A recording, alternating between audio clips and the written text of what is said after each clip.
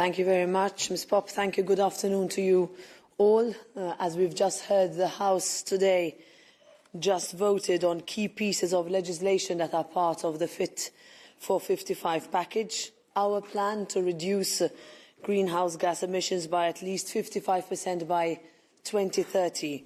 We can all be proud. Today's vote was really historic. So first, let me start by thanking the rapporteurs, Peter Liese, Mohamed Shahim, Esther de Lange and David Casa, the chairman of the lead committees, Pascal Canfin and Dragos Pislaru, as well as all the administrators and advisers who have really worked tirelessly to find an agreement on these key pieces of legislative files.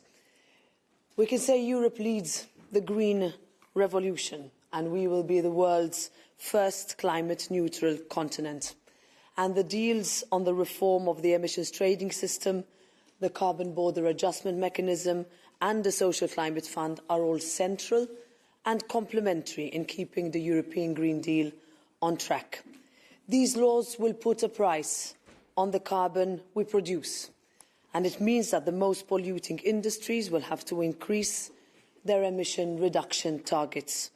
It will also put a price for non-EU producers, providing a level playing field so that we will not leave our industry at a disadvantage vis-à-vis their external competitors.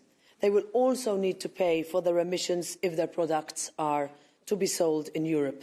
And with the help of the Social Climate Fund, amounting to an estimated total of €86.7 billion, this will ensure that the climate transition leaves no one behind. And we have to make this transition together. So today we can say we deliver on our promises. The Parliament's strong ambition in the negotiations have led to an outcome that is good for Europe and that is good for its citizens, for the planet and for our next generations. I will shortly give the word to all the rapporteurs to elaborate on the individual pieces of legislation, but if I can zoom out and make three very short points from a macro perspective. First of all, this is about climate and a lot about energy. These regulatory tools are as much as about our collective security as it is about the green transition. They will make us more efficient and independent regarding our energy sources. The more incentives we create for our industries to go green, the more independent we will be from fossil fuels imported from outside of the EU. Second, this is not about going green for the sake of being green. Our Green Deal must be a growth strategy. There is no conflict between the economy and the environment. We cannot have one without the other. Instead, this is about opportunity. The green transition will create new jobs and give us a competitive edge in new sectors and in all industries. And this means that with the green, we are actually returning to economic growth, bringing our energy bills under control, pushing back against inflation. Third, people will need to believe that going green will pay off for them, for their businesses and for their families. So for the Green Deal to fly, we need to ensure that our populations buy into it. So today we are putting in place a regulatory framework that will incentivize a positive transformation of Europe. The solutions will also set standards for other partners around the world to follow. And this is ultimately what it means for Europe to be a leader. Thank you.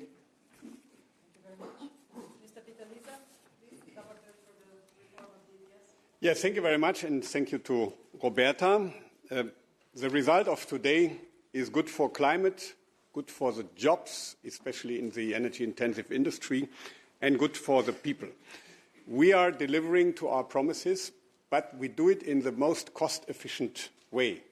The ETS rewards everybody that saves CO2, and we are not here in Brussels, Strasbourg, or in the national capitals to say what is the best way. The market and the citizens will find the best way. And I think that's the first important point. Second point is, and this is really a revolution, since we have the ETS, since we started to discuss it more than 20 years ago, the Parliament wanted the money to be spent on purpose. And we never succeeded. Member States were always against. It was always a should in the legislation, should be spent on purpose. And many Member States spent less than 50%. Now it's a shall. So I would estimate that if you put ETS 1 and ETS 2 together, in the next years we will have around 700 billion euros. And they are not allowed to spend it for anything they like, but on purpose for this transition, for modern technologies. And in the ETS 2, Esther and David assured that also the social aspect must be really respected. So member states, even that spent the money on purpose, the one I know best, Germany, needs to change, because much of the money that we have now goes to relatively high-income people because they can afford a heat pump or electric vehicle. The social aspect must be much more respected. And when people say the Social Climate Fund may be not enough to address this challenge, it is huge. It is more than 68 billion. We increased it compared to the Council. But the national revenues only in ETS2 are about twice as much. And they also have to be spent on purpose. I think that's a very, very important point. I'm very grateful for the big support in plenary, but also for the big support in society, NGOs, climate science, and also big parts of the business sector now support the compromise, and this is really something we all together can be proud of. Let me say a few words in my mother tongue. I will speak German for 1 minute. Ich richte mich insbesondere auch noch mal an das deutsche Publikum. Ich weiß zum Beispiel, dass Phoenix diese Pressekonferenz live überträgt. Deswegen möchte ich noch mal auf die deutsche Debatte eingehen. Wir haben heute hier in großer Geschlossenheit abgestimmt, was wir beim Verbrennerverbot nicht getan haben und bei anderen Maßnahmen. Wir sind hier alle vereint und ich bin sehr stolz auch, dass meine Fraktion praktisch geschlossen zugestimmt hat. Wir hatten nur 2 Gegenstimmen in der größten Fraktion des Europäischen Parlaments. Und ich bin auch dankbar, dass, nachdem wir richtig viel Streit hatten, hier eine große Einigkeit besteht. Die Idee, das ETS 2 zu schaffen für Wärme- und Straßenverkehr, war eine Idee deutscher Wissenschaftler, Ottmar Edenhofer, der auch Vorsitzender unseres Europäischen Klimabeirates ist. Und wir haben mit Argumenten es geschafft, viele Menschen mitzunehmen. Ich bedanke mich ausdrücklich bei dem Staatssekretär in dem grün geführten deutschen Klimaministerium, Sven Giegold, aber noch viel mehr bei meinen Parteifreunden. In der CDU war Klimaschutz nicht immer populär. Aber ich habe für das, was wir jetzt hier verhandelt haben, die volle Rückendeckung meiner Partei inklusive des Partei- und Fraktionsvorsitzenden Friedrich Merz. Das ist mir wichtig. Und mir ist auch wichtig, dass Deutschland, nachdem es auch da riesige Probleme gab, am Ende dem Klimasozialfonds zugestimmt hat. Einige andere Länder, auch heute einige Kollegen aus einigen Ländern, konnten das leider nicht. Wenn man ambitionierten Klimaschutz will, dann muss man solidarisch sein. Dann muss es Geld für Mittel- und Osteuropa geben. Und ich bin sehr froh, dass ich sowohl meine Partei als auch die Liberalen in Deutschland, die da am Anfang nicht begeistert waren, davon überzeugt habe, ohne Solidarität gibt es auch keinen europäischen Fortschritt. Ganz herzlichen Dank. Thank you very much. Thank you very much. First of all, we should discuss speaking time allocation here. I never would have thought that I would share the podium with this many EPP members, but we work very well together. Let me say that, let's say more than a year ago, we had this, I think when we were more than a year ago thinking about how to deal with these files, especially in the Strasbourg session where we, let's say, did not find an agreement, we would not have hoped to have the results that were shown today. And we have this saying in Dutch, I do not know whether, it's always hard to translate sayings, but let me try. I think this one is okay. Sometimes you need friction for things to shine. And I think this was a good example of that. We had some friction between us, but at the end, I think the joint effort and also understanding each other's position played a very important role in shaping, I think, the compromises that we've agreed upon in December and that we voted today. And I think the Parliament played a very significant role in, taking care of all the different, let's say, issues or insecurities or, and at the end, I think the compromise has tried to deal with all the different elements where there was some, let's say, trouble where there was trouble for some political groups. I mean, I think now when I look at the Social Climate Fund and the ETS2, I think I'm very confident that we have enough social safeguards. When it comes to CBAM, I'm very happy that I think the ambition is higher than than the Council wanted. I think we had an agreement there where we tried to extend the scope such that this very important element, this very important, I think, historic mechanism is introduced with the right sectoral scope, covering both direct and indirect emissions, having some exemptions for indirect emissions. But all in all, I believe that the result that we presented in December and that we voted on yesterday gives a strong signal to the rest of the world. And I think the signal is very clear. You're welcome to sell your products in the EU, but if you do not follow our ambition when it comes to decarbonization and keeping your economy competitive, then you pay a tariff at the border. Those are my first comments. Okay, thank you very much. Yes, thank you.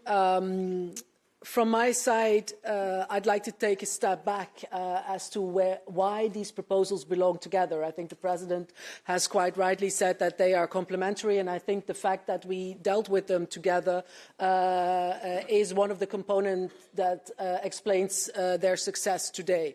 And I think the Social Climate Fund, if you understand where it comes from, really underlines that. If you want to reduce CO2 emissions, and that we want to do. We want to take the lead and we want to deliver for our generation, but in particular for the next generations to come. If you want to do that, the best instrument to use is the ETS system. It has a proven track record in terms of delivering the targets that we set ourselves.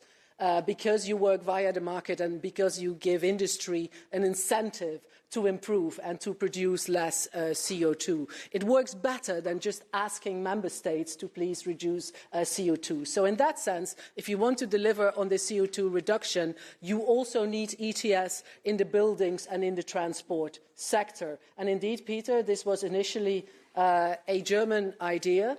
If you had asked me in the beginning, will this fly all the way to the end?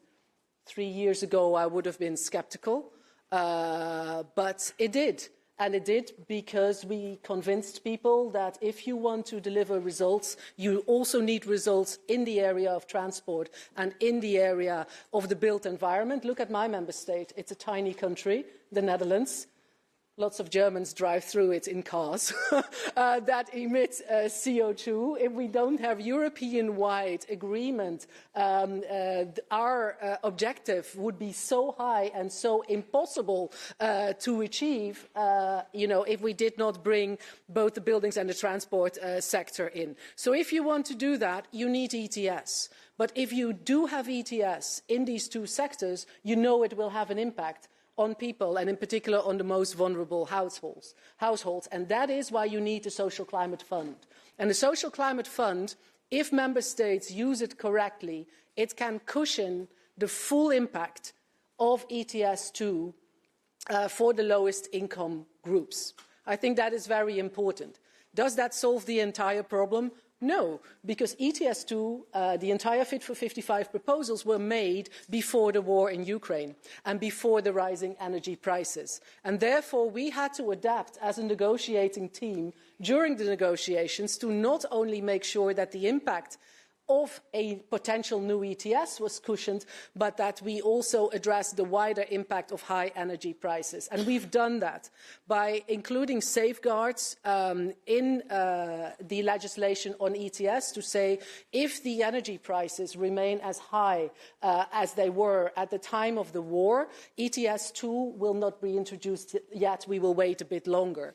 Another safeguard is to limit the maximum price of ETS2 and therefore the impact on households. And of course, the Social Climate Fund is another way of cushioning that impact. Just to set the record straight, because there's a lot of figures going around, there was a hard fight with the Council to get some national co-financing, as was also initially proposed by the European Commission, into this fund. Council's position was that they wanted no national co-financing. We were not surprised because member states always want maximum flexibility, also not to spend their revenues from ETS on purpose. But we managed to bring back 25% co-financing, which leads to, for the full period, a fund of 86.7 billion. And let me leave it at that, because, David, I think there should also, for my co-rapporteur, be something left to say about this fund. I will finish with, indeed, Peter Lise's achievement in the ETS 1 to change the wording about the national revenue from should to shall.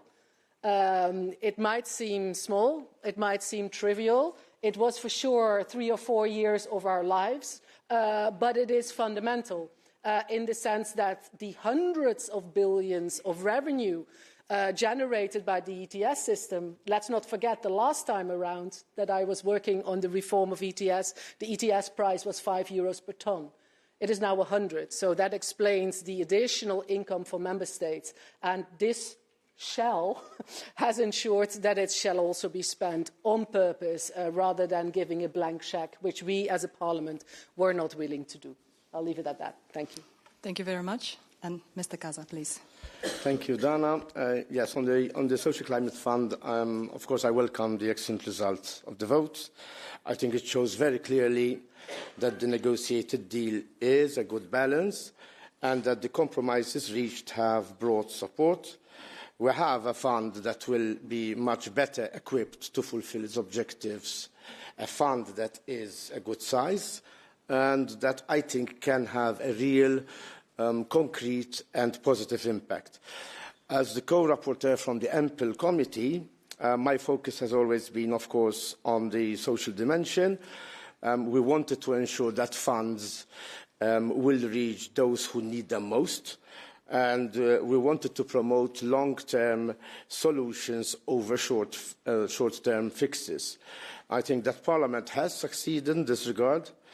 There rightly is a lot of focus on the size of the fund, which is a total mobilisation of 86.7 billion, and this is more than we were expecting, to be honest. But we have also managed to include safeguards on how the funds are targeted. We have included robust consultation requirements. We have also increased obligations on the member states to better plan and target funding, and we have created safeguards on the use of direct income support. It is my hope that this fund will address and leave citizens better equipped to become more energy efficient, to be less dependent on energy generated by fossil fuels, and trigger a push to effectively address energy and transport poverty. We have seen the problems that arise because of our dependence on fossil fuels, not only to the environment, but also to prices for consumers when supplies are disturbed. The transition toward greater energy efficiency will help citizens manage their energy costs, as well as reduce emissions and thereby help us to reach our climate targets. The Parliament had some important priorities in these negotiations. As for the most part, we were successful, I believe. As Esther was saying, we have secured a national co-financing rate of 25%. We have made sure that the funds will be available at least a year before the ETS2, so that there will be time for the necessary investment. We have kept direct income support at 37.5% of the fund. We strengthened the role of stakeholders, and we have improved definitions that will ensure the funds go to those that really need them.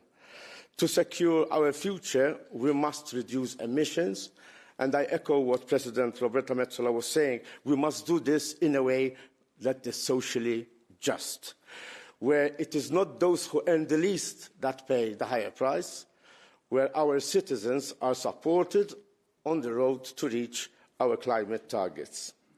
The fund we negotiated will play an important role in reaching these targets. I will take this last opportunity, Madam, to say once again thank you to those who worked on this package, in particular my co-rapporteur Esther de Lange, Peter, Mohammed and Suchana, who is not with us here today, for their exceptional work, but also all the shadows and all the staff coming from our secretariats and our offices. So thank you very much. Thank you very much. We are able now to take a few questions. We're going to try to group them together so that we give most of you the opportunity. And please introduce yourself. Also indicate to the media that you represent, and if possible, indicate to whom you're addressing the question. Otherwise, we will try to do a little. So I will take a little batch of 3 questions, please. Go ahead. Yeah. Yes, please. Thank you. David Carretta, Radio Radicale, Italian region. A couple of questions. I don't know who can answer. The first one is on ATS2 and the social fund, because the social fund will go for the most vulnerable household. But today the middle class has a problem with inflation, with high energy prices, and cannot afford an electric vehicle, heat pump, and so on. I cannot, but I'm not a vulnerable people. So I'm wondering if this measure will widening inequalities in the European Union because the rich will pay less than the middle class. Second question is more political. In 1 year there will be elections, and some national political parties in the center-right, right and far-right are saying we will backtrack. There will be a new majority in the Parliament and in the Commission, and we will backtrack on this. What's your comment? Thank you. Lorenzo, please, if you'd like the second question. Consoli from Asca News, Italy. It's also on the social fund, my question, and it's a sort of follow-up.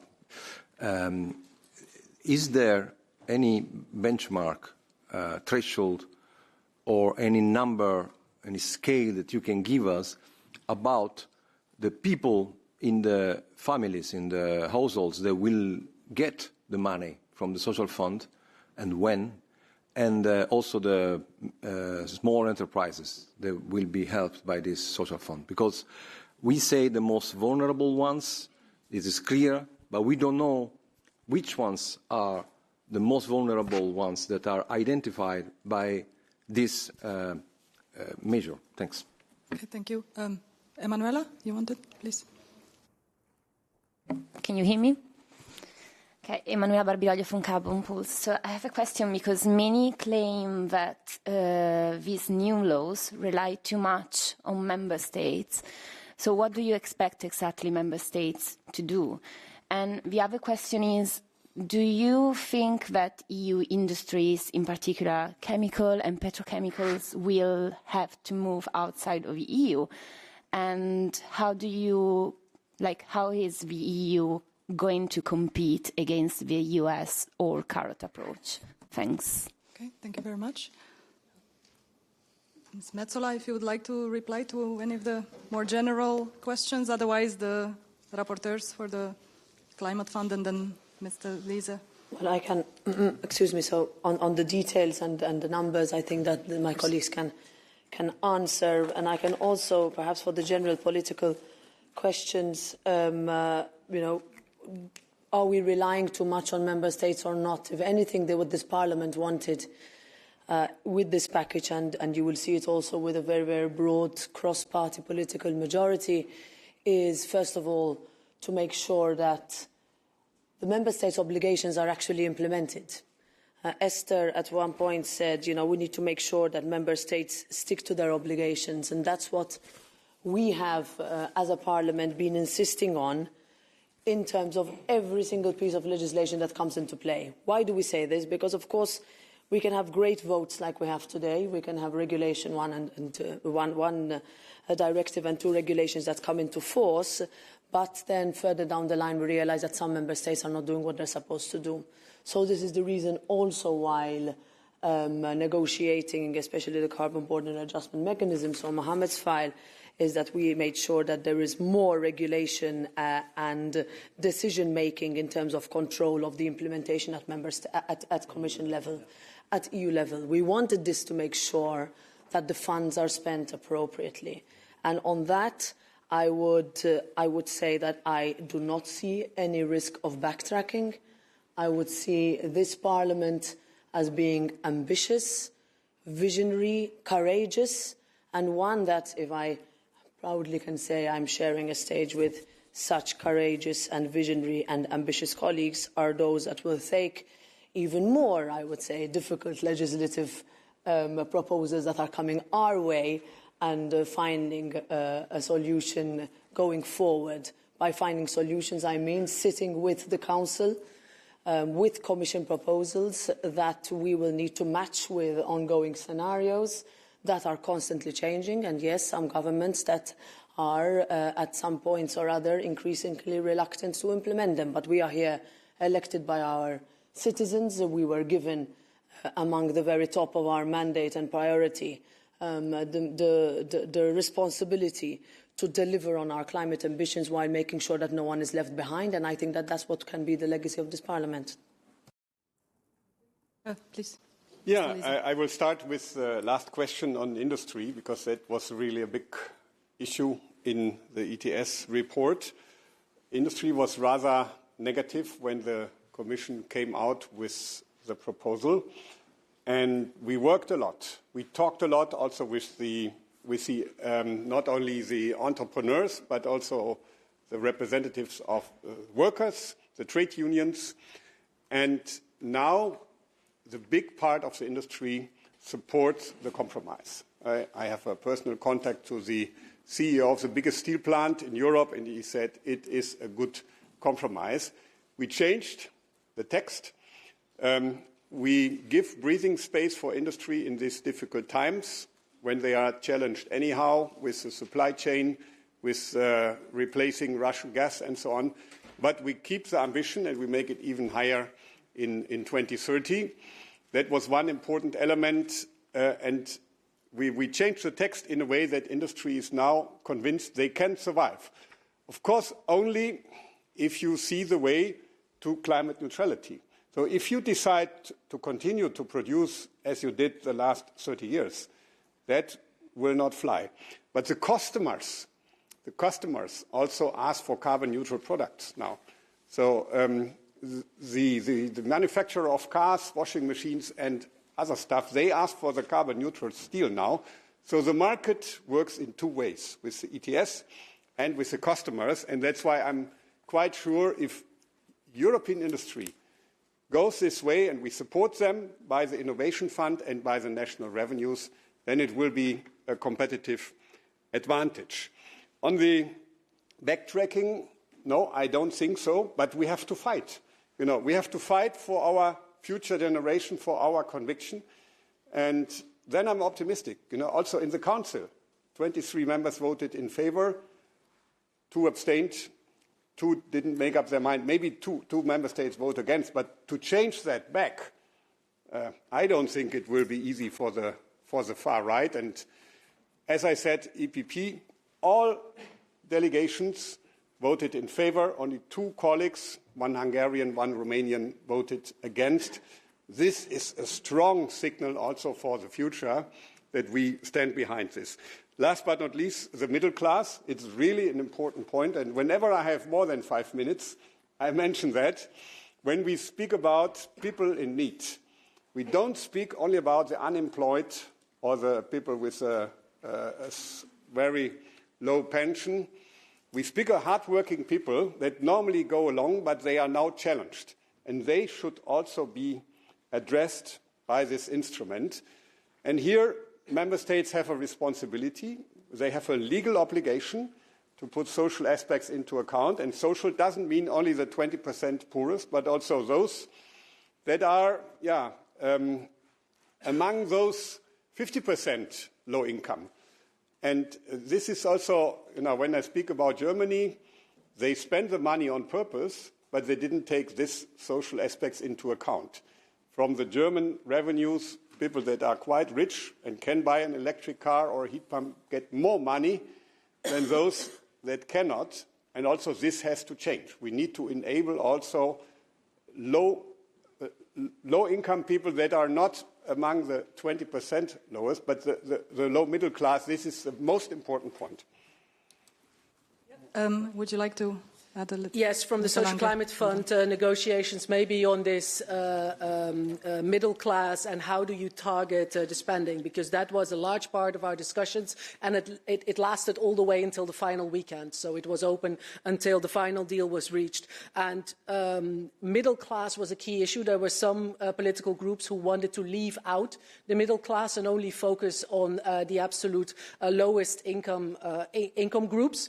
However, if you look at energy poverty and at transport poverty, which in particular in rural areas is an issue, you find that often member states already have measures in place for the lowest income groups, as a result of which the groups slightly above that are actually at a higher risk of transport and energy poverty because nothing is in place for them. And therefore, for the EPP, it was of key importance to include the middle class, and we have succeeded in doing that. The way we found the solution to address this problem, where maybe I, as a person, was a bit too ambitious. My first job was working for the Dutch ANWB, so that's the German ADAC. So I know a thing or two about cars, and I even wanted to be so prescriptive to say, okay, if it's a higher category car than category C, for example, a rental car, Europe doesn't pay. I don't see why Europe should pay for your Tesla if you can afford it. Even a small European contribution makes no sense. This is not the people we would like to help. That idea didn't fly, but what we found as a solution in the end was to say we link the targeting of the spending to transport and energy poverty, which in a lot of member states also include middle-class households, or particular middle-class households at the moment. Then we ran into the trouble, of course, that there are slightly different definitions at national level for what exactly energy and transport poverty is, but we looked into them and they are rather comparable. So by linking the spending to transport and energy poverty, and so thank you for asking the question, this was really one of my key things, also linking the reporting of member states to these two issues, we force member states to target the money there. So I don't only want to define in this law, it should go to people at risk of transport and energy poverty. I want member states to report how their measures have contributed to either lowering transport and energy poverty, or at least decreasing the trend that we unfortunately see at the moment. It was one of my key things, so thank you for asking that question. Maybe if I'm allowed, one point on the petrochemical industry or whatever industry, it was the final question, are you not worried that it will leave Europe? Coming from a country that also has a petrochemical industry, the first signal, which is what Peter also referred to, I think, is that individual sectors in individual member states say, please do this at national level, at European level, because if this is done at national level in 27 different ways, this is the best way to ruin industry in Europe. So please do this at European level, which is what we did. However, and this is why I said in the debate, the work is only beginning. For us as EPP, we always said that climate policy and industrial policy need to go hand in hand. And therefore, only this package in itself, in a way, is not enough, if I can say so. If the Green Deal doesn't deliver jobs in Europe, I told the commissioner responsible, the Green Deal will not work. And therefore, we need an industrial policy that makes sure that there is interconnections between member states in the field of energy, that pipelines go into the ground for clean hydrogen, that planning procedures are sped up because it takes way too long to give industry the infrastructure that they need to make the transition.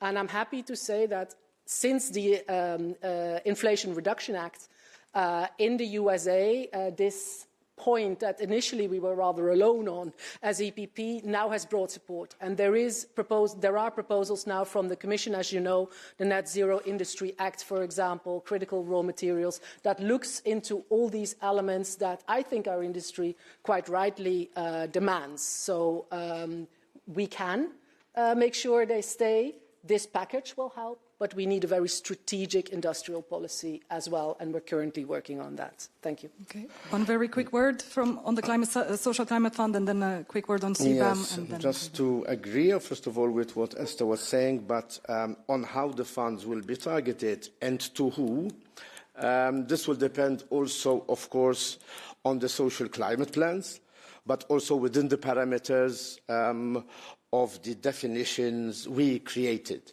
So yes, the fund will go to those who are vulnerable, but the definitions do not leave some room, do leave, in fact, some room for maneuver, as you rightly pointed out.